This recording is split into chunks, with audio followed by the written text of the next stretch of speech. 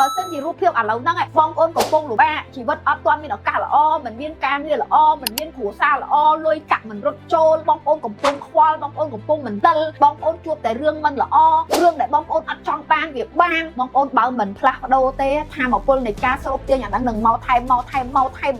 គ្មានដែនកំណត់តែបើសិនជាបងប្អូនចង់ផ្លាស់ប្ដូរបងប្អូនគិតថាឥឡូវហ្នឹងសុំមិនទទួលយកចាបើវាចង់មកអារម្មណ៍ខ្វះខាតអារម្មណ៍អត់លុយអារម្មណ៍ជាប់បំណុលគេអារម្មណ៍អីផ្សេងទាំងអស់ដែលកំពុងជាប់ពីឥឡូវហ្នឹងទុកវាម្ដងអត់ទទួលថែមប្រាប់